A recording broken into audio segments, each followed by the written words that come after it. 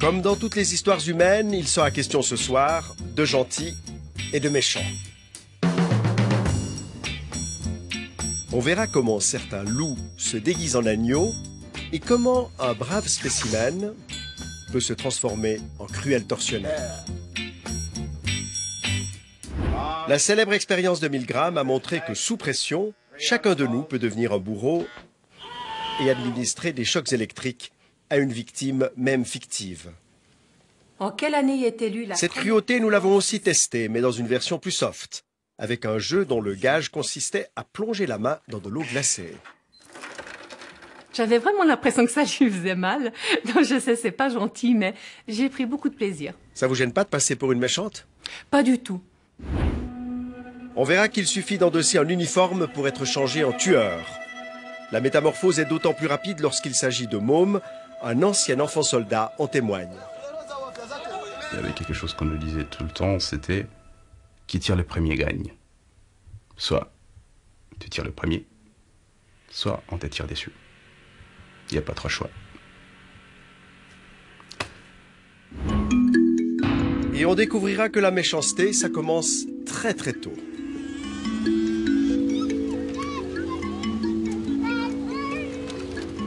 Tous les enfants sont pas égaux de ce point de vue-là. Leurs capacités de raisonner avec les émotions d'autrui sont très différentes. Et certains enfants, vraiment, on a l'impression que ça les touche pas du tout, ce que les autres ressentent. Donc, ils n'ont pas cette résonance émotionnelle avec autrui. Donc, du coup, ils vont avoir beaucoup plus de difficultés à contrôler leur comportement agressif puisqu'ils se rendent pas compte du mal qu'ils font, hein, si on veut, d'une certaine façon. Et on verra pourquoi certains de ces enfants risquent un jour de devenir des tueurs en série.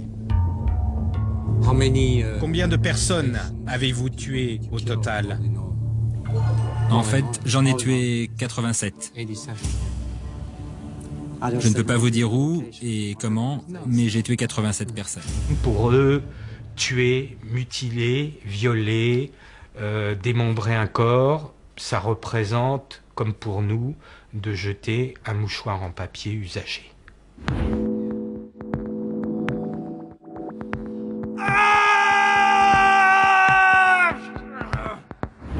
Bonsoir. Des petites punitions jusqu'au meurtre en série, il existe bien sûr une gradation dans la cruauté. Mais à l'origine, il y a une même intention de faire mal. De la méchanceté gratuite, on en trouve partout. Elle nous choque, elle nous fait même parfois horreur. Pourtant, il faut bien l'avouer, une petite dose de cruauté, ça met du piquant et du piment dans la vie. C'est une magnifique journée au pays des jouets. Un jour de clair soleil et de bonne ambiance. Imaginez ce que serait la vie dans un monde dégoulinant de gentillesse. Je partage toujours tout avec mes amis. C'est pour toi, Miro. Merci beaucoup, oui. C'est charmant. Regarde, ma chérie, ce que je t'ai rapporté du bureau. Un autocollant. Oh, merci, papa. Moi aussi, j'ai une surprise pour toi. Oh, c'est magnifique. Mais ce sera superbe dans le salon. Merci, ma chérie. Imaginez un monde peuplé de braves gens qui n'échangeraient que des amabilités doucereuses. Petite Mirou. Merci, monsieur le gendarme. Avouons-le, qu'est-ce qu'on s'emmerderait au pays des jouets s'il n'y avait pas les vilains lutins.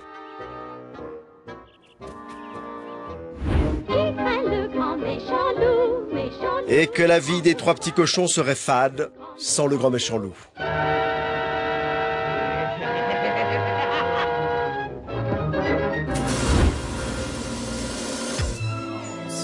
Quant aux émissions de la gentille télé suisse romande, avec la gentille Manuela Maury et le gentil Rolf Knie, elles seraient terriblement niaises s'il n'y avait pas le méchant Thierry Murray. Je vous aime pas, Franco. Oui, je vous aime pas. Je vous aime pas parce que chaque année, je viens voir votre cirque et ensuite j'entends plus rien pendant 3 jours. Complètement sourd que je suis. Toujours à hurler avec vos chevaux, vos fauves, vos éléphants. Hey, Irma! Hey, Stéphanie! Hey! Oh, ça va le bocal? Ah, c'est vrai qu'il est difficile de faire rire si on n'est pas un tout petit peu acide. Mais le public suit la méchanceté? Oui, alors dans une certaine mesure, tant qu'il sent que c'est de l'humour. Tant que ça reste de l'humour, il est preneur, il en veut, il en redemande, il veut du sang.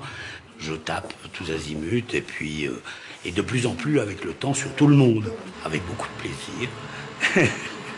Vous aimez bien être méchant quand même? Ah oui, là, de ce côté-là, politiquement surtout.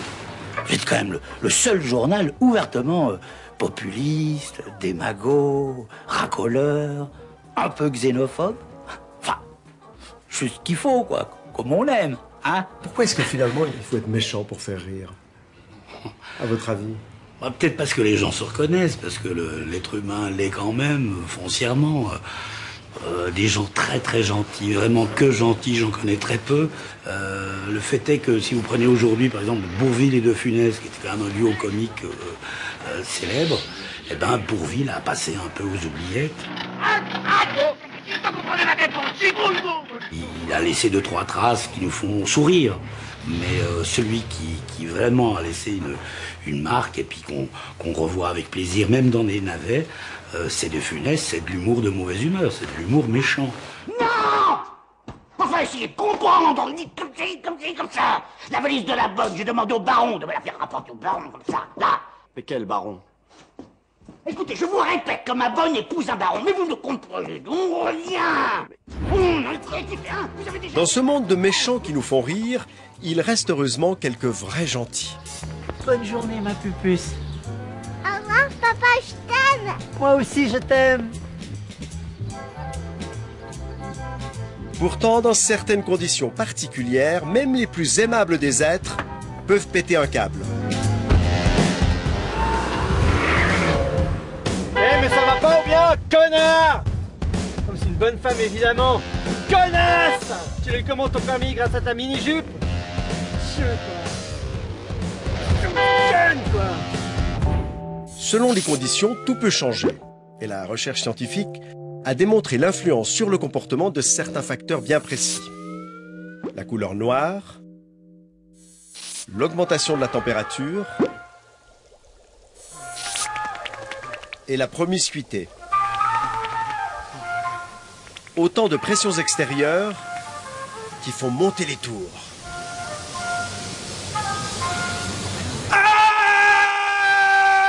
Ça témoigne du fait que des éléments qui semblent très triviaux, très secondaires, très peu importants finalement dans l'environnement, peuvent avoir une influence clandestine en quelque sorte sur nos conduites. Alors ça ne veut pas dire que l'influence soit massive et inéluctable. Il ne faudrait pas croire que le simple fait de voir une arme rende les gens brutaux dans la rue comme ça, mais ça peut effectivement incrémenter, augmenter les réponses agressives, notamment face à des situations de provocation ou face à d'autres indices finalement agressogènes. Si vous avez par exemple une situation où à la fois il fait chaud, vous avez vu une arme et vous avez été provoqué, eh bien le risque de réponse agressive va être plus important par exemple.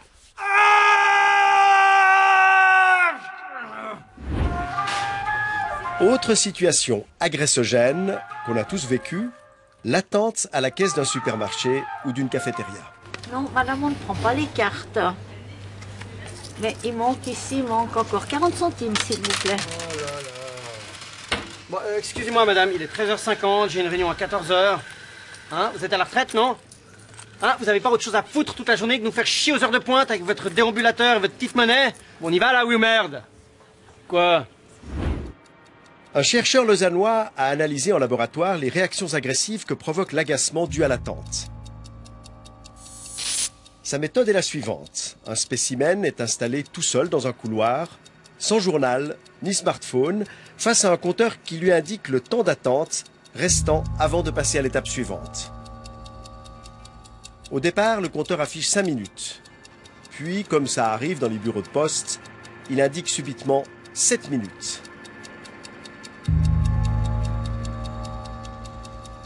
Et peu après, 11 minutes.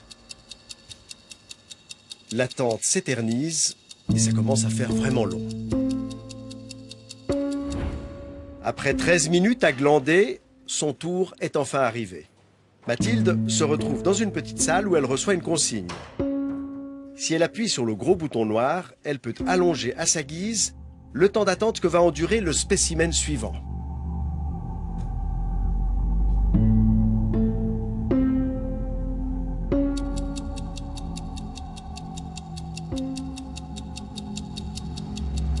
Chaque pression provoque une rallonge d'1 minute. La première rapporte 5 francs à Mathilde, la seconde 4, et ainsi de suite jusqu'à 1 franc. Ensuite, la minute rapporte de moins en moins. 30, 20 et finalement 10 centimes seulement. Ce qui est intéressant, c'est de voir pour quelle somme financière vous êtes prêt à faire du mal à quelqu'un. Pour 5 francs, faire attendre quelqu'un 1 minute, franchement, c'est pas du mal, ça vaut la peine peut-être.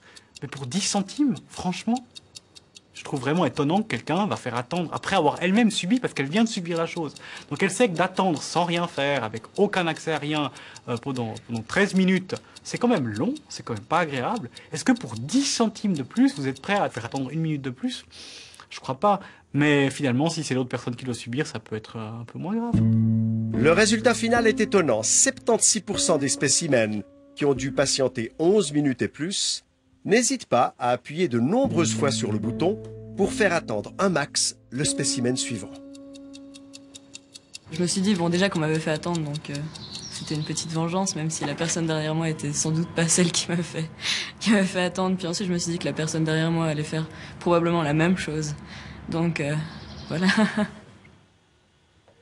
La contagion qu'on voit dans cette expérience, c'est justement de montrer que la personne qui nous a fait du mal, on n'a pas accès à elle, on peut faire du mal à quelqu'un d'autre, et si on a subi du mal, on va reporter ce mal sur une autre personne qui n'y peut absolument rien, qui est totalement vierge dans cette situation-là, mais qui maintenant va subir du mal et va elle-même aller plus loin. Donc il y a une véritable contagion, une cascade.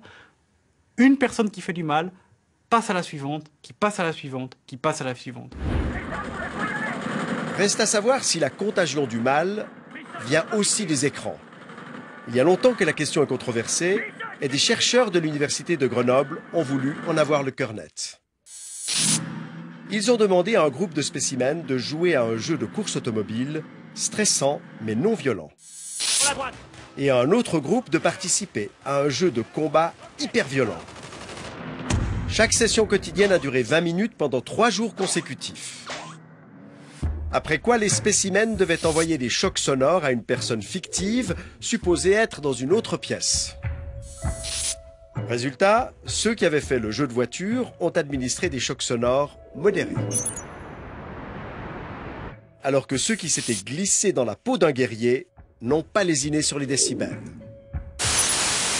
Nous avons effectivement des personnes qui sont censées recevoir des chocs sonores de 60 à 105 décibels dans les oreilles. Les participants qui ont eu un échantillon de ces chocs avant de commencer l'expérience sont conscients de ce qui se passe. Et donc le fait d'augmenter l'intensité sonore avec le temps d'expérience traduit bien une volonté délibérée de blesser une personne réelle. Donc c'est effectivement très, très intéressant de le constater en laboratoire. Et on peut supposer que les effets s'appliquent également dans la vie réelle. L'apprentissage social de la méchanceté commence tôt. Avant de subir l'influence des jeux vidéo, on écope de celle des adultes. Une expérience de psychologie sociale l'a démontré et nous l'avons reproduite. La recette est simple. Dans une salle équipée d'une caméra cachée, on dispose d'un côté des jeux destinés aux enfants et de l'autre des jouets réservés aux adultes. Au premier acte, l'adulte joue calmement à un jeu pacifique. Puis, on vient chercher l'enfant pour une autre activité. Maintenant, on va aller jouer à quelque chose d'autre. Viens avec moi. Merci. Ouais, il s'en va. Et quelques instants plus tard, on ramène l'enfant dans la salle et on l'autorise à utiliser tous les jouets qu'il désire. Dans la plupart des cas, l'enfant joue lui aussi paisiblement. Au deuxième acte, l'adulte s'agite. Il s'en prend au grand clown gonflable, lui tire dessus, le frappe et l'insulte. Tout cela sous l'œil des petits, intrigués et parfois effrayés. Tu sais, je suis en train de te tirer dessus et tu bouges même pas avec ton gros nez rouge. Oh ma pauvre, qu'est-ce qui t'arrive? Elisa, faut pas... Pourquoi tu pleures? C'est pas grave. Viens, pleure pas. Tu peux jouer avec les jeux des adultes. Mais lorsqu'ils se retrouvent seuls dans la salle et qu'ils ont quartier libre, la plupart des enfants s'en donnent à cœur joie pour castagner le malheureux clown.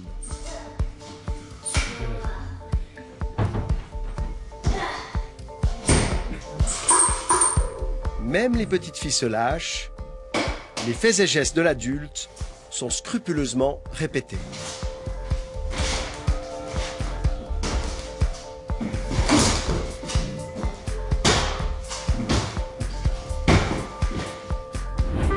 Et oui, il suffit de pas grand-chose pour que ces petits anges se transforment en véritables diablotins.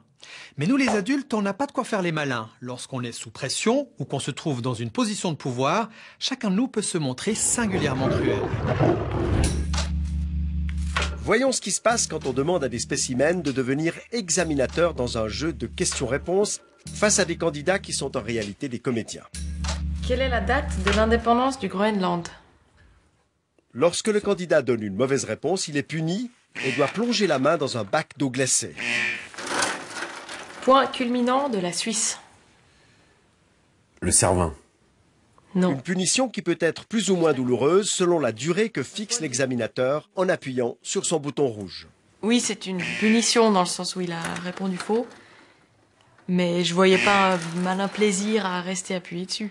Je me dis, mais je suis qui, moi, pour faire souffrir quelqu'un dont je connais rien, il m'a rien fait? La capitale de la Finlande.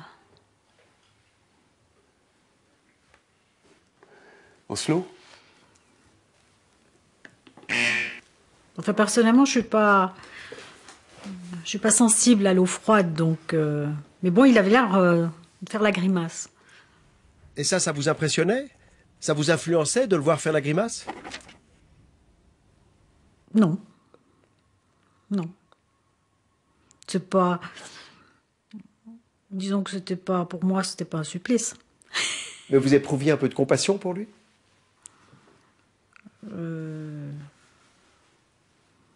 Comment dire? Non, pas forcément.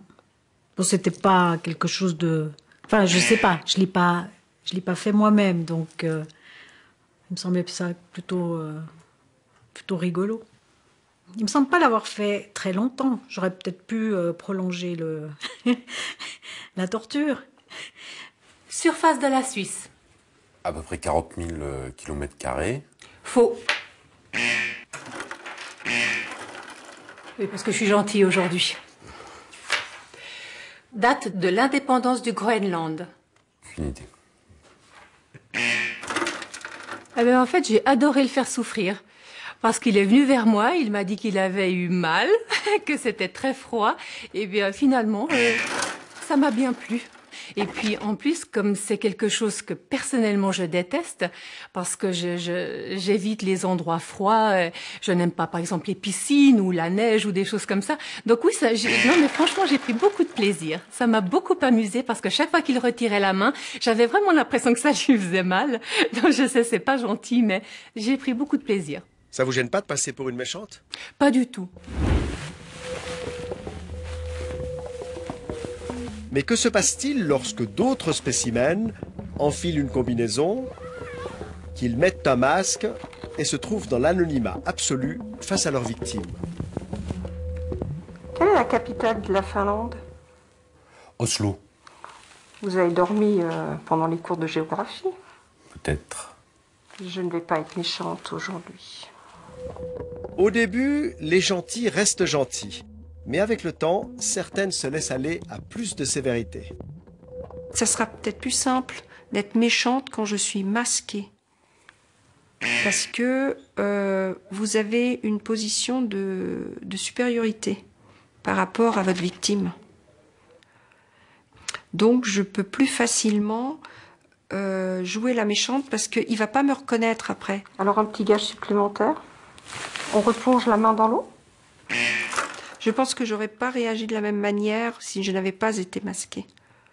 Et je trouve que le masque était très bien parce que ça faisait un petit peu fantôme. J'ai beaucoup aimé. Le nom des 3 fondateurs légendaires de la Suisse. Je sais pas. 15 secondes. On a quand même l'envie de jouer avec ça, de pas vraiment faire souffrir la personne, mais on sait oui, elle me connaît pas, je peux faire peut-être ce que je veux, peut-être je peux avoir le contrôle sur ça. Et je pense qu'on aura plus la facilité de le faire qu'en n'ayant pas le masque. Gauche. Mais est-ce que vous avez pensé, dans votre situation, à la manière dont l'autre ressentait le froid. Vous vous mettiez à sa place? Pas tout le temps. Vers la fin, plutôt, quand je voyais sa main un peu rouge. Faux. Gage.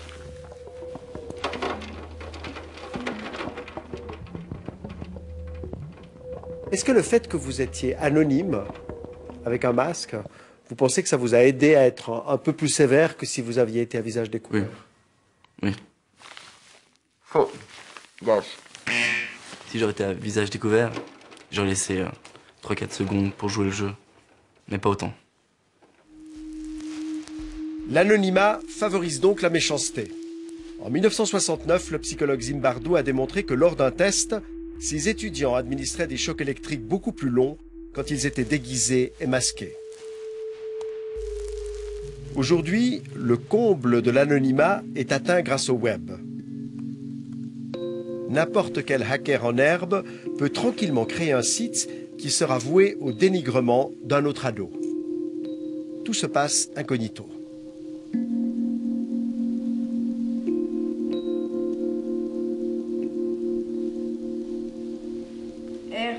L'autre moyen, c'est d'usurper une identité pour injurier copieusement et en toute discrétion un copain d'école. Il a 2 amis. Il a 2 amis. Le BT. On met les autres photos, t'as les autres photos? Oh ouais, celle-là, loser. Tellement ça. Ni vu ni connu, le cyberharcèlement, c'est une forme contemporaine de la torture, mais à distance. Il est bizarre, sérieux. Le cochon qu'il avait mis. Tout le met. Dans la mesure où le harceleur n'est pas en face de sa victime, il n'a pas l'inhibition qui est généralement produite par, je dirais, la réaction faciale, par exemple, l'expérience de la souffrance ou de la contrariété, qui va potentiellement inhiber un comportement. Et puis, bien sûr, il n'y a pas ce sentiment d'être potentiellement repéré, puisque si on est anonyme, on peut s'en donner à cœur joie pour maltraiter une victime.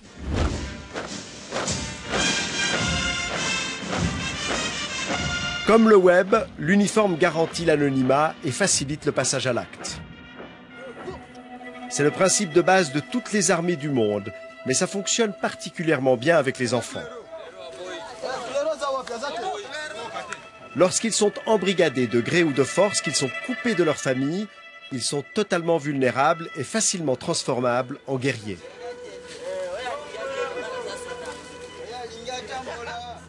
Lucien Bajoko en sait quelque chose. Entre 12 et 17 ans, il a été enfant soldat au Congo et a participé à 2 guerres très sanglantes. Aujourd'hui, réfugié en France, il mène une campagne contre l'embrigadement des enfants. Dans un livre qu'il a publié en 2005 avec une journaliste, Lucien Bajoko décrit sa propre métamorphose. Dès que j'enfile l'uniforme, les choses changent. Je deviens dur et dangereux. Je suis une autre personne. Je suis méconnaissable. C'est la violence quotidienne qui change. Une violence une seule fois, je ne pense pas qu'elle changerait une personne. Hein. Peut-être il y aura plus, peut-être quelques séquelles, mais c'est cette violence quotidienne en fait, qui vous change avec le temps. Et comment elle vous change? Elle vous change en plusieurs manières. Hein. Elle vous change la manière de voir les choses et la manière de faire les choses. Et c'est... Parce que vous savez, à l'âge des 12, 13, 14, 15 ans, c'est l'âge où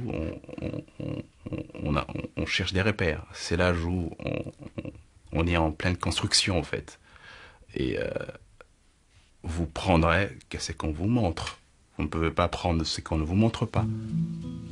Et donc, en fait, vous êtes passé quasiment du fusil en plastique de votre enfance à la Kalachnikov. Malheureusement. Malheureusement, c'est ça. Vous savez, avoir une Kalachnikov, entre votre main ou vos mains, vous avez 3 chargeurs, ça fait environ 90 balles. Vous avez la vie de 90 personnes, au moins, entre vos mains, en fait. C'est déjà une très grosse responsabilité.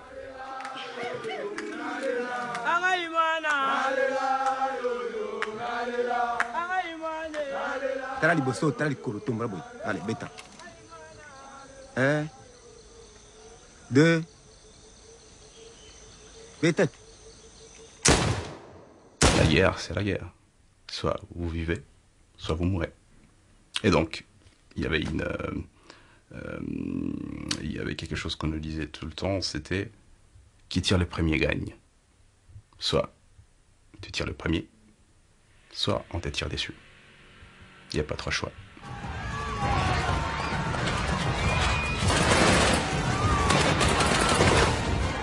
Quand on vous dit l'ordre s'exécute, ça ne se discute pas, ça signifie beaucoup de choses. C'est comme une machine. On appuie,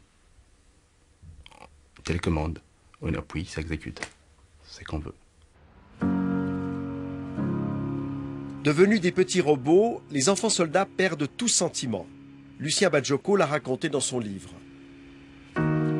Je tabasse les recrues comme j'ai été tabassé. Je sais que je leur fais du mal, je les entends crier ou gémir, mais l'armée est ainsi, et je n'ai aucune pitié. Est-il pour autant devenu cruel? Je suis cruel. Non, on n'a pas ça. Parce que c'est... vous exécutez les ordres. Et ça s'arrête là. Il est important de se préparer. Pour cela, vous allez vous mettre en transe. Cri de guerre.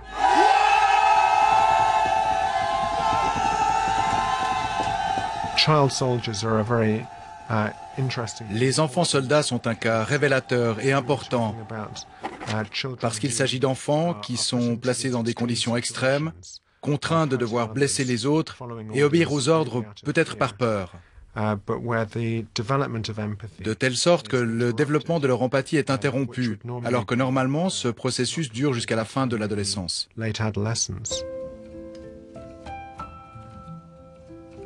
Je ne sais pas si les adultes se rendent compte de ce qu'ils font, mais ils sont en train de détruire leur enfance, au fait. Aujourd'hui, il y a 300 000 enfants qui sont passés par cette expérience du soldat. Ça veut dire qu'il y a 300 000 enfants détruits. Pour que les soldats, enfants ou adultes, soient prêts à maltraiter et torturer leurs adversaires, ceux-ci sont présentés comme des êtres inférieurs et méprisables. Dans la propagande militaire, l'ennemi est un animal qui ne doit susciter aucune empathie. Les nazis et les communistes étaient passés maîtres dans l'art de déshumaniser l'adversaire qui prenait la forme d'un loup ou d'une pieuvre. La métaphore est toujours utilisée. Il n'y a pas si longtemps, les socialistes français dépeignaient la droite sous les traits d'un loup vorace. Aujourd'hui, certains syndicalistes genevois n'hésitent pas à afficher un patron avec une gueule de chien féroce. Et dans la pub de l'UDC, les étrangers ont l'allure de corbeaux noirs. L'animalisation, ça va permettre effectivement de créer une différence, une distance psychologique envers des groupes, ce qui favorise des comportements d'agression. Ça va agir sur l'empathie, parce qu'effectivement l'empathie, c'est la reconnaissance en quelque sorte de l'humanité de l'autre et de la similitude entre l'autre et nous-mêmes. Dans la mesure où on crée une distance psychologique plus grande, l'empathie va être davantage déconnectée. Le cas le plus frappant de déshumanisation s'est produit en 2004, dans la prison d'Abu Ghraib. Les détenus irakiens étaient systématiquement mis à nu et traités comme des chiens par leurs geôliers américains. Ce mécanisme d'humiliation et de torture avait déjà été décrypté par Philippe Zimbardo dans un laboratoire de l'université de Stanford avec 2 groupes d'étudiants. Les uns tenaient le rôle des détenus dans les caves de l'université transformées en prison, alors que l'autre groupe d'étudiants jouait les gardiens. Très vite, chacun a adopté son personnage. Les prisonniers sont devenus de simples numéros et les gardiens se sont mis à les martyriser. Si fort qu'il a fallu arrêter l'expérience de peur qu'elle ne tourne mal. Mais elle a prouvé que n'importe quel individu peut devenir un tortionnaire. Je ne pensais vraiment pas que j'étais capable d'avoir un tel comportement. J'ai été surpris et horrifié.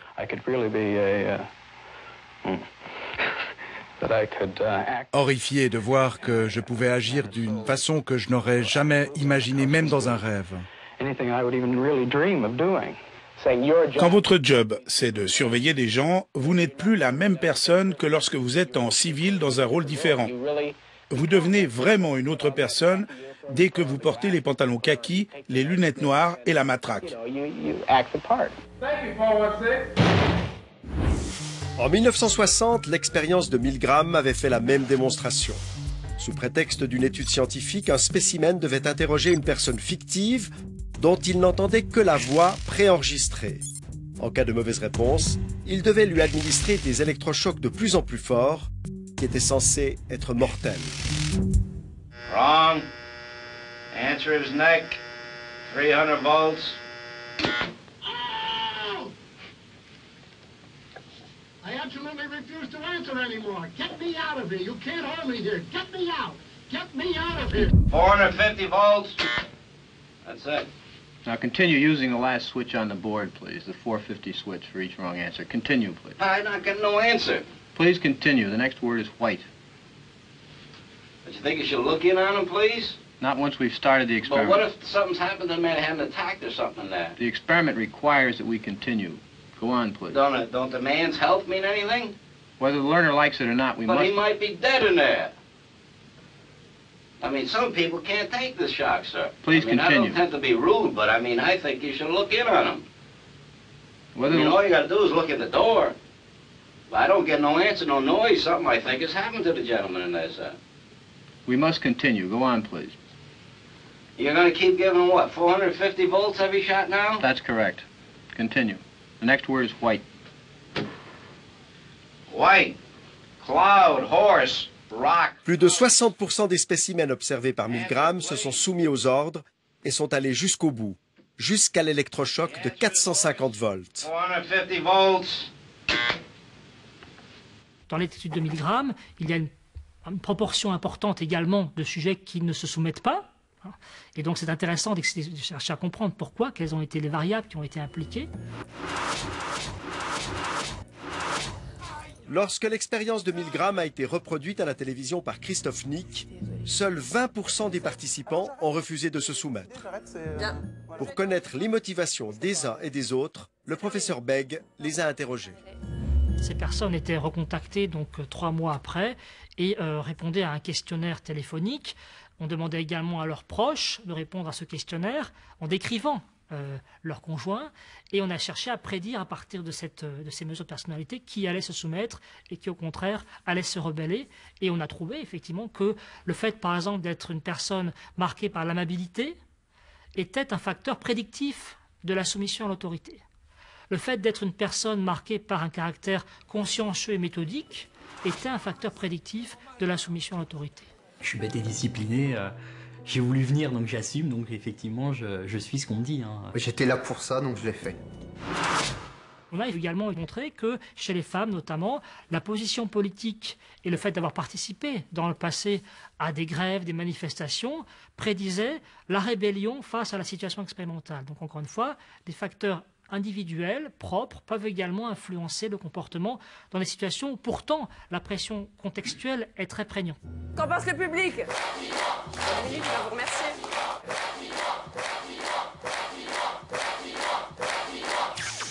Les comportements cruels ne sont donc pas entièrement dictés par la situation ou par la pression extérieure. Les traits de caractère propres à chaque individu jouent un rôle plus important qu'on ne le pensait dans les années 70. La personnalité de chacun est donc déterminante et cette personnalité, elle se forge depuis la plus tendre enfance. C'est paradoxalement vers l'âge de 2 ans que l'être humain est le plus agressif. Le comportement de tous les enfants qu'on voit sur ces images n'a rien de déviant ni d'exceptionnel. Nos chers bambins sont en réalité de sacrés bagarreurs, comme l'a observé le psychologue québécois Richard Tremblay. Lorsqu'on observe le comportement social des jeunes enfants, des enfants de 2 ans, on compte le nombre d'agressions physiques par demi-heure ou par heure. Lorsqu'on étudie les agressions physiques chez les adolescents, on compte le nombre d'agressions physiques par année ou par mois, ou à la limite par semaine. Par chance, les cogneurs qui castagnent dans les crèches ne pèsent pas 80 kilos, sinon il y aurait des morts. Avec le temps, ils apprennent à contrôler ces comportements. Ils apprennent en interaction avec les autres qui leur donnent un feedback négatif. Les parents qui leur soulignent que ce ne sont pas des comportements adéquats. Et également la maturation du système nerveux qui permet à l'enfant de mieux contrôler ses impulsions. Et ce contrôle de soi, il se développe à ce moment-là. Et chez certains enfants, il se développe moins bien. C'est plus difficile, c'est sûrement neurodéveloppemental, que les réseaux de neurones qui permettent de se contrôler se mettent moins facilement en place. Donc, ils vont rester agressifs plus longtemps. Parce qu'ils n'arriveront pas à se calmer. Et ils vont avoir toutes les conséquences négatives à ce moment-là. Du fait d'en étant agressifs, qu'ils n'ont pas de copains, qu'ils sont mis de côté, et puis que leur vie n'est pas très drôle. Mais des enfants qui ont vraiment un déficit d'empathie, c'est possible, ça? Ça arrive, tous les enfants sont pas égaux de ce point de vue-là. Leur capacité de raisonner avec les émotions d'autrui sont très différentes. Et certains enfants, vraiment, on a l'impression que ça les touche pas du tout, ce que les autres sentent. Donc, ils n'ont pas cette résonance émotionnelle avec autrui. Donc, du coup, ils vont avoir beaucoup plus de difficultés à contrôler leur comportement agressif, puisqu'ils se rendent pas compte du mal qu'ils font, hein, si on veut d'une certaine façon.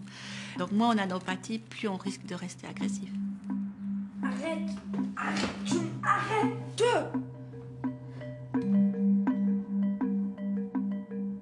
Dans la trajectoire développementale qui va mener jusqu'à éventuellement un trouble des conduites, on voit que le fait que ça se régule pas, le fait qu'ils n'arrivent pas à développer ce contrôle d'eux-mêmes, le fait qu'ils vont continuer à s'opposer, ça devient un peu un cercle vicieux qui va de pire en pire. Parce que les moyens ça marche toujours moins bien, donc ils vont toujours faire pire et ils peuvent devenir effectivement très agressifs puis très faire, par exemple, du mal aux animaux, aller de tuer des animaux, et même avec leur père. Donc, ça peut être des enfants qui peuvent devenir dangereux. Mais le problème qu'on a, c'est qu'on ne peut pas prédire ça. Donc, vous avez un enfant qui est comme ça, il dit, ah bon, allez, ça, c'est un futur délinquant, il va falloir faire quelque chose. Ça, on n'a pas la possibilité. Parce que, a priori, on ne sait pas lesquels vont devenir ou pas.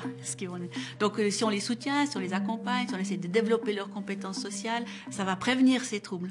Et on espère qu'ils ne vont pas aller dans le cercle vicieux de la délinquance, etc.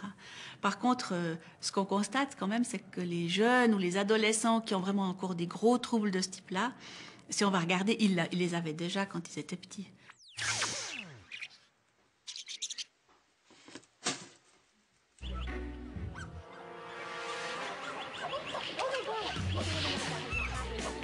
La méchanceté serait-elle naturelle? La question se pose en voyant le comportement carrément sadique de ces chimpanzés qui persécutent un pauvre raton laveur sous les rires complices des visiteurs du zoo. Mais comme leurs cousins primates, les humains ont eux aussi un niveau de compassion et d'empathie qui varie beaucoup selon les individus. On peut mesurer le degré d'empathie de chacun grâce à un questionnaire scientifique élaboré par le professeur Baron Cohen. 60 affirmations du genre « Il m'est facile de me mettre à la place de quelqu'un d'autre ». Je peux facilement dire si quelqu'un veut engager la conversation. Voir quelqu'un pleurer ne me touche pas particulièrement. 60 affirmations face auxquelles le spécimen doit se situer. Dans ce petit échantillon de 10 personnes, le niveau d'empathie varie de 32 à 57 points, le maximum étant de 80 points. Dans la population globale, la moyenne est de 42 points chez les hommes et 47 chez les femmes. Une des questions était est-ce qu'on vous confie assez souvent ses problèmes personnels? Et la réponse est oui. Donc je pense que oui, je suis plutôt quelqu'un de gentil et quelqu'un d'à l'écoute. C'est dur de faire souffrir une personne, on va dire, en face, en regardant dans les yeux, comme ça. Je suis assez aussi solitaire, donc je préfère des fois ne pas aider. Et puis voilà, m'occuper de mes affaires. On va dire que je me mêle de ce qui a rapport à moi, puis je laisse les autres démêler leurs affaires, par exemple, leurs affaires personnelles ou quoi. Mais vous êtes très sensible à la douleur des autres? Pas tant que ça. Le dernier test d'empathie se fait avec Sam Vaknin, un sacré spécimen. Je suis bouleversé si je vois des gens qui souffrent au journal télévisé. Pas du tout d'accord. Ça m'est difficile de voir pourquoi quelqu'un est bouleversé par quelque chose. Tout à fait d'accord. Mes amis me parlent souvent de leurs problèmes parce qu'ils me trouvent très compréhensif. Pas du tout d'accord. J'essaie de résoudre mes propres problèmes plutôt que d'en discuter avec les autres. Pas tout à fait d'accord. Avec un score de seulement 22 points, Sam Vaknin manque singulièrement d'empathie. Cet ancien homme d'affaires israélien, docteur en philosophie, est spécialement venu à Genève pour nous parler de l'empathie, une problématique qu'il connaît bien, d'autant mieux qu'il est personnellement concerné. Si on me montre une photo d'un enfant qui meurt de faim au Tchad, ça ne provoque rien en moi. Rien du tout. Mais si votre femme est triste ou malade et qu'elle souffre, c'est un dysfonctionnement. Je réagirais avec la même détresse que si mon ordinateur arrêtait de fonctionner. Ma femme pourra vous le confirmer. Il simule les émotions. Il n'est pas humain. Pour être humain, il faut avoir des émotions. Donc c'est un extraterrestre, un avatar tombé du ciel. Ce manque d'empathie est lié au narcissisme de Sam Vaknin, un trouble de la personnalité dont il souffre depuis sa jeunesse. Sam a fait de son narcissisme maladif une activité professionnelle. Sur son site, il distille inlassablement ses diagnostics et ses conseils. Et par la force des choses, Sam est devenu un grand connaisseur des narcissiques dont il parle avec une déconcertante franchise. Ils croient qu'ils sont les seuls êtres conscients dans l'univers et que l'univers entier est une sorte d'idée délirante, une projection de leur esprit. Être narcissique, c'est croire que tous les autres sont des personnages en carton, des sortes d'images en 2 dimensions. Pour moi, les gens sont des objets, fondamentalement. Ils sont des objets manipulables, de la même manière que je peux déplacer cette tasse. En exerçant une force physique sur elle, je la fais bouger. Je ne vois pas de distinction dans le sens philosophique entre vous et une tasse. La seule différence que je vois, c'est que vous êtes probablement plus complexe qu'une tasse. C'est seulement dans l'usage que je fais de vous que vous existez pour moi. Votre vie n'est pas importante.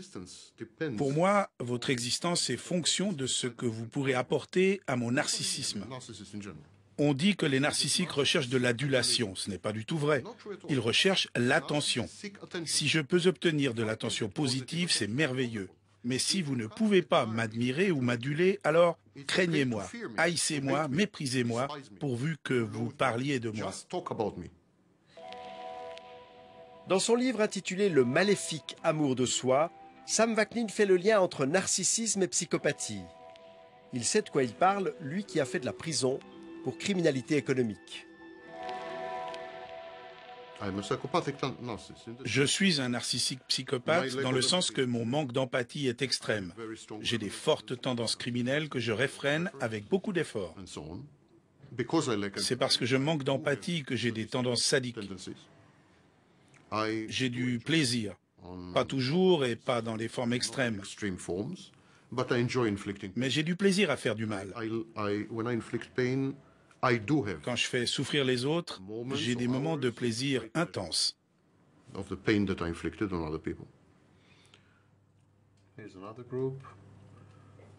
Par le biais de son site internet, Sam Vaknin est en contact avec beaucoup de gens qui souffrent du même trouble que lui. De mon point de vue, la psychopathie est une forme extrême du narcissisme. Si le narcissique manque d'empathie, le psychopathe, lui, ne ressent aucune empathie. Ça veut dire qu'il a la haine, qu'il cherche sciemment à faire du mal. Je crois que la seule différence réelle entre narcissique et psychopathe, c'est le but. Le narcissique a besoin que son ego soit gonflé, alors que le psychopathe est intéressé par le gain, en argent, en pouvoir, etc.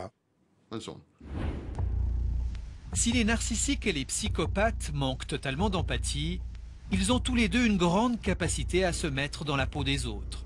Pas pour compatir à leurs problèmes, mais pour mieux les manipuler, comme le montre superbement Le Silence des agneaux. Que fait votre père? Est-ce qu'il descend dans la mine?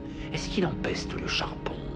Et les garçons qui n'arrêtaient pas de vous sauter dessus, tout cet tâtonnement pénible et moite à l'arrière des voitures, pendant que vous n'arriviez que de partir, de vous sortir de là et d'entrer enfin au FBI. Vous êtes perspicace, docteur. Je crois que dans les cas de troubles de la personnalité, surtout chez les psychopathes et les narcissiques, il y a un potentiel de cruauté. Quand l'empathie disparaît, tout devient possible. Il se peut qu'une personne souffrant de ces troubles ne fasse pas de mal à d'autres parce qu'elle reste à l'écart, mais le potentiel est là. C'est une curieuse histoire de trame qui permet de mesurer ce qui différencie un gentil spécimen d'un psychopathe. En voici l'énoncé. Un tramway fonce à toute allure vers 5 ouvriers. Vous vous trouvez sur un pont qui surplombe les rails, près d'un très gros homme. Si vous poussez le gros homme du pont jusque sur la voie, il mourra, mais son corps arrêtera le train, ce qui sauvera les 5 ouvriers. Que faites-vous? Pousser un homme dans le vide ou en laisser mourir 5 autres, le dilemme moral est terrible.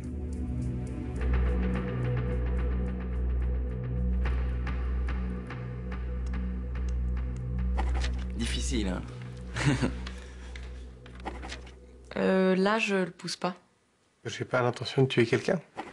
Tout simplement, ça fait pas partie de mes ambitions dans la vie. Très sincèrement, j'espère ne jamais devoir faire un choix pareil. Ça, c'est sûr. C'est immonde, votre question. Moi, j'aime les gros. C'est confortable.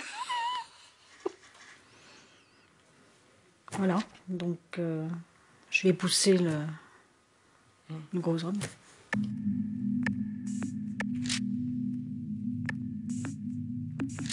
Lorsqu'on examine le cerveau de gens ordinaires qui se trouvent face à un tel dilemme, on observe des multiples réactions cérébrales au niveau émotionnel, moral et rationnel, quel que soit leur choix. Mais lorsqu'un psychopathe est confronté au même dilemme et qu'il choisit de pousser le gros personnage sur les rails, il agit sans hésitation et n'éprouve pas d'émotion. L'examen de son cerveau en IRM ne révèle aucune activation des zones liées aux émotions et à la morale. Un scientifique a dit que dans ce cas, le cerveau ressemble à une caverne noire sans lumière.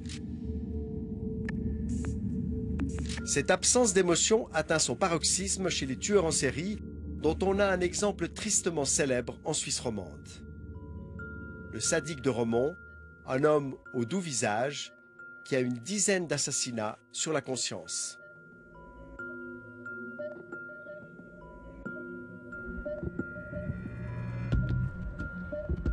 Son scénario macabre était toujours le même.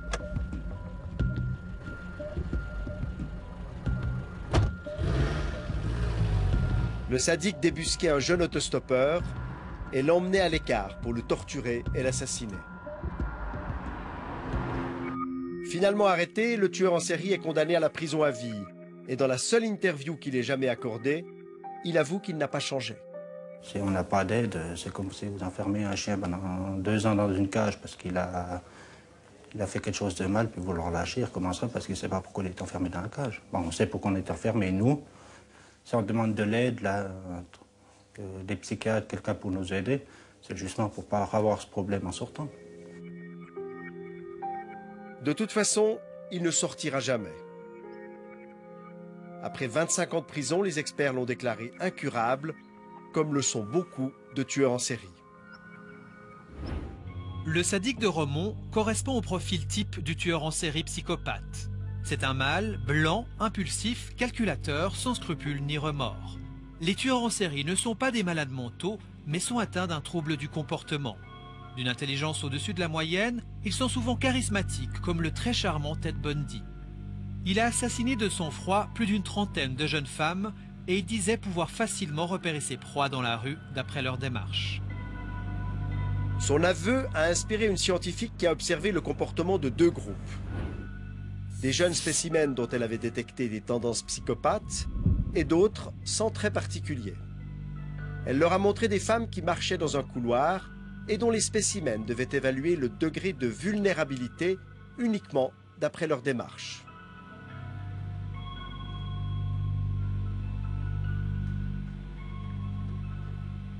Le résultat du test est étonnant. Les spécimens aux tendances psychopathes ont plus facilement repéré les femmes vulnérables, c'est-à-dire celles dont on savait qu'elles avaient déjà été victimes d'une agression.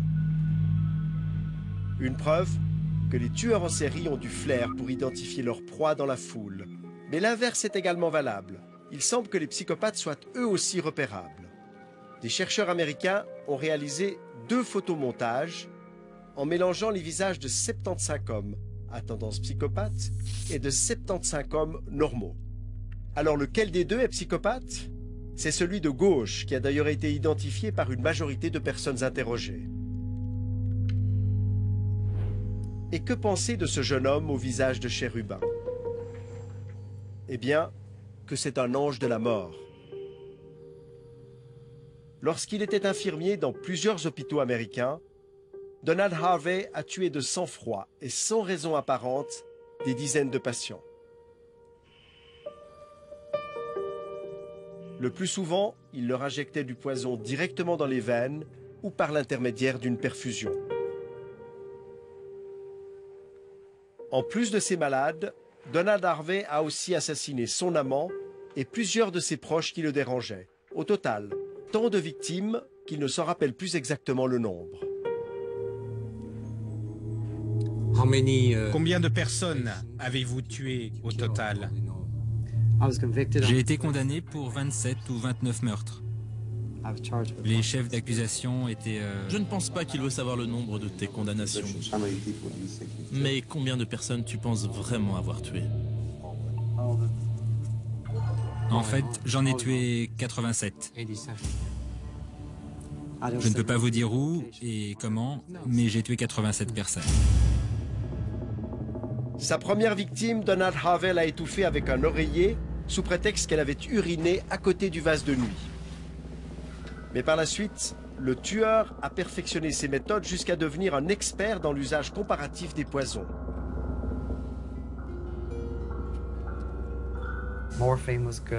La morphine, c'était bien.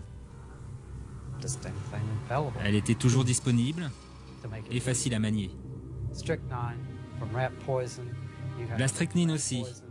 Il fallait l'extraire de la morora et faire bouillir la poudre.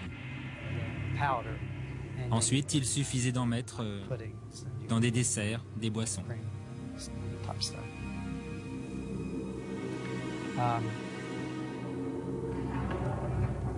Voilà quelques-unes de mes méthodes.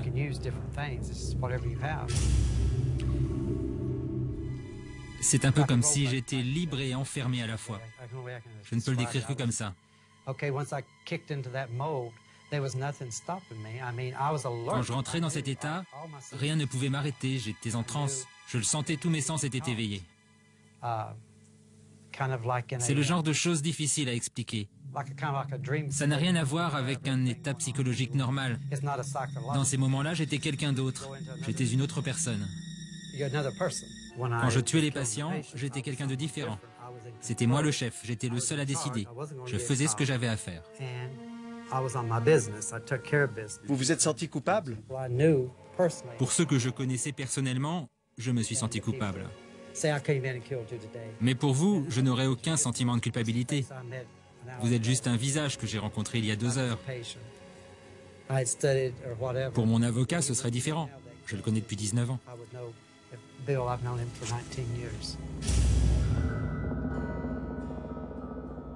Tout au long de l'entretien, y compris lorsqu'il me raconte les détails les plus sordides ou qu'il me fait des plaisanteries aussi, il n'y a jamais la moindre expression qui change chez lui. Sauf à la fin de l'entretien, les images sont assez parlantes. Il quitte la salle d'entretien, tout sourire.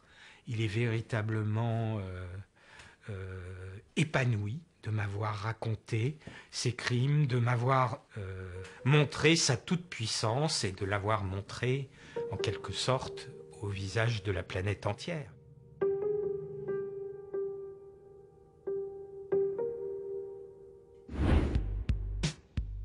Suite à l'assassinat de sa compagne en 1976, Stéphane Bourgoin s'est employé à déchiffrer le comportement des tueurs en série. Devenu journaliste spécialisé, profiler, expert pour la police, il a interviewé plus de 70 serial killers. Et il a même rencontré Ed Kemper, le tueur qui a inspiré le personnage d'Hannibal Lecter dans Le Silence des agneaux. Quels étaient vos fantasmes? Mes fantasmes? Oui.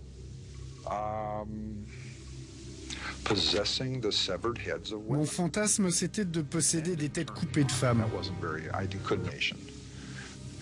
Et pour le choix des victimes? Je n'avais pas de critères précis. C'était le hasard. C'était en fonction de mes pulsions meurtrières. Pour les 2 dernières, j'étais tellement sur les nerfs que j'aurais tué n'importe qui. Dans ces contacts, oui, le regard, la parole, l'intensité, tout ça sont des choses très importantes. Mais quelquefois, le regard, et quand on voit Donald Harvey, Kemper ou Schaeffer, ce sont des regards froids, totalement vides. Il n'y a pas de sentiment, il n'y a pas d'âme dans ce regard. La seule âme, le regard s'anime chez eux uniquement lorsqu'ils me parlent de leurs crimes. Et ça, c'est véritablement terrifiant. Des frissons, j'en ai eu, principalement avec un tueur, Gérard Schaeffer, qui était policier au moment où il a commis ses 34 meurtres. Schaeffer n'a été condamné que pour 2 meurtres. Mais en prison, il a écrit « Journal d'un tueur », un soi-disant roman de fiction qui raconte en réalité les horribles crimes qu'il a commis. Et moi, je voulais faire de ma vie un bon exemple. Alors, j'espérais que Journal d'un tueur serait quelque chose d'utile à la société. Mais le résultat est mitigé. Certains lecteurs disent « Oui, ce livre est vraiment bien ». D'autres disent que c'est vraiment dégoûtant. Et moi, je leur dis « Oui, c'est vraiment dégoûtant ». Dès l'instant où je suis face à lui, j'ai immédiatement la chair de poule, j'ai ma colonne vertébrale qui est bloquée, et une sensation d'une aura maléfique que j'ai jamais réussi à comprendre. Nous avons tous beaucoup de peine à comprendre comment une telle cruauté est possible et surtout d'où elle vient. On sait que la plupart des tueurs en série ont subi dans leur enfance des abus et des violences dont certains disent vouloir se venger. Mais l'enfance ravagée n'explique pas tout. Certaines recherches scientifiques démontrent que le cerveau des psychopathes fonctionne différemment. Le cerveau humain est composé de 3 couches distinctes. Le cerveau reptilien qui contrôle nos instincts de base, semblables à ceux du dinosaure. Le cerveau limbique, avec ses amygdales où se manifestent nos émotions, comme chez tous les mammifères. Et le cerveau cortical, très développé chez l'être humain, qui produit notamment la réflexion et régule la raison. Ces différentes couches cérébrales sont reliées entre elles, mais chez les psychopathes, il semble qu'il y ait un bug. Il va y avoir une rupture par un petit passage qui s'appelle le cortex orbitofrontal, qui est entre les émotions, entre le cerveau limbique et le cerveau cortical. Petit passage, le petit rétrécissement d'autoroute, et qui fait que là, orbitofrontal, ce cortex, ne joue plus sa fonction de contrôle. Et il va faire que chez les tueurs en série, chez tous les barbes bleues, au sens très large du terme, eh bien, on déconnecte de l'émotion progressivement. Je vais trouver cette note-là de l'émotion lorsque je les vois, par exemple, en cour d'assises, où je vois effectivement une absence totale d'émotion. Je me permets de les regarder depuis un certain nombre au moins 2 décades, et c'est tout à fait étonnant. Cette absence d'émotion est peut-être due à la petite taille des amygdales, qui mesurent 18% de moins chez les psychopathes. D'où la faible activation qu'on observe dans leur cerveau en cas de dilemme moral. À part cette configuration cérébrale très particulière, il y a aussi des différences hormonales. Il semble que les psychopathes produisent davantage de testostérone, l'hormone mâle liée à la force et à l'agressivité, d'où la très forte proportion d'hommes parmi les psychopathes. Autre particularité, des études ont montré que les psychopathes sont peu craintifs parce qu'ils sécrètent moins de cortisol, l'hormone qui est notamment associée à la peur. Et d'après certaines études, beaucoup de psychopathes sont porteurs du gène MAOA, qu'on appelle le gène du guerrier parce qu'il induit un comportement agressif. Mais un scientifique a démontré que les psychopathes porteurs de ce gène deviennent violents et passent à l'acte seulement si ce facteur génétique est combiné avec une enfance particulièrement orageuse. Cette recherche démontre que si on a un certain profil génétique et qu'en plus on subit des maltraitances, ça accroît le risque de développer des tendances à la délinquance. Ce genre de recherche, que je trouve très subtil, confirme que la cruauté peut être le résultat d'une interaction entre un profil génétique et des expériences de vie. Qu'elle soit d'origine biologique, génétique ou sociale, la psychopathie concerne un être humain sur 100. Il peut y avoir des individus qui sont légèrement plus hauts dans l'échelle de la psychopathie que la moyenne de la population. Ils ne sont pas assez profilés pour que chacun puisse les identifier comme des types dangereux, comme des violeurs ou des meurtriers.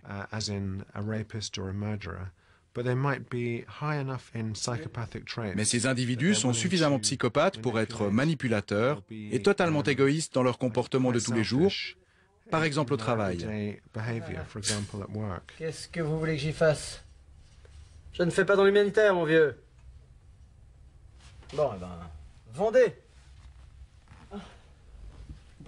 Les psychopathes cherchent à maximiser les gains à n'importe quel prix, aux dépens de n'importe qui. Je sais pas, John, je sais pas pourquoi je vous paye.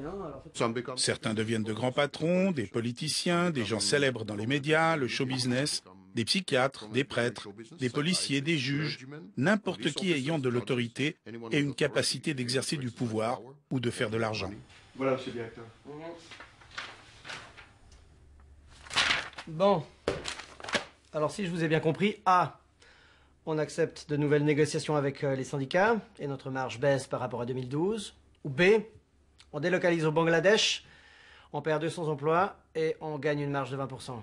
Oui, c'est un choix difficile, monsieur le directeur. Pas du tout. Solution B. Ah, Georges, vous n'avez pas oublié de réserver les tickets pour le concert de section d'assaut pour mon fils? Non, monsieur. D'après une étude scientifique, ce sont les grands patrons et les avocats qui sont en tête du hit-parade des psychopathes, menteurs et manipulateurs. Le financier Bernard Madoff détient certainement l'Oscar, mais dans le palmarès des professions qui attirent les psychopathes, on trouve au 3e rang les stars des médias et particulièrement les présentateurs de télévision. Je vous embrasse tous et j'embrasse les yeux de Caligula et la bouche de Marilyn. Bonsoir à tous, bienvenue dans ce journal dont voici les titres. Le prix élevé du pétrole de ces derniers jours. L'équipe de spécimens est donc formée de psychopathes, de menteurs et de manipulateurs. Vous savez maintenant à quoi vous en tenir. Mais on espère malgré tout que ça ne va pas vous décourager de nous retrouver lors de notre prochaine émission le 19 juin et de revoir celle-ci à tout moment sur notre site internet.